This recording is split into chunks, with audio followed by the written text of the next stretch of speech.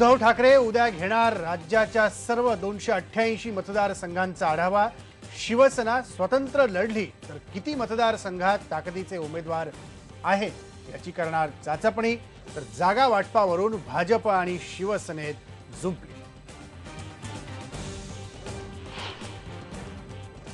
खुमखुमी असते तर लढतील, काय बिघडलं? काँग्रेसला सोडून जाण्याची नाही, पण काँग्रेसने उद्या जर कोणता अन्य निर्णय घेतला तर त्याच्याकरता राष्ट्रवादी काँग्रेस पक्षानं तयार असलं पाहिजे, अशा दृष्टीने आमची चर्चा सुरू आहे।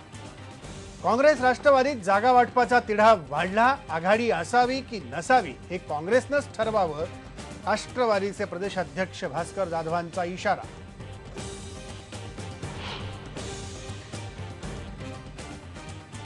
महाराष्ट्राचे राज्यपाल के शंकर नारायणन यांना केंद्रीय गृह सचिवांनी राजीनामा देण्यास सांगितलं, पण राष्ट्रपती भवनाकडून निरोप आला तरच राजीनामा देणार शंकर नारायणन यांची भूमिका।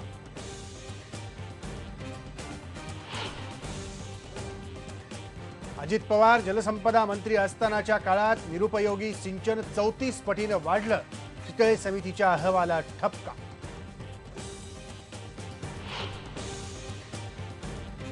न्यायासाठी नितीन आगे कुटुंबियांचा लढा, नितीनचे वडील करणार 1 जुलैपासून उपोषण, न्याय न मिळाल्यास आत्मदहन करण्याचा इशारा।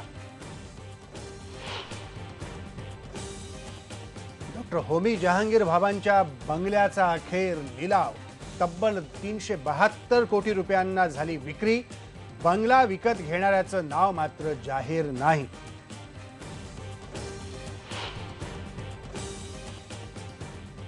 आणि मुंबई मेट्रोची प्रवाशांना खास सवलत, येत्या आठवडाभरात सकाळी 8 पर्यंत करता येणार फक्त 5 रुपयात प्रवास।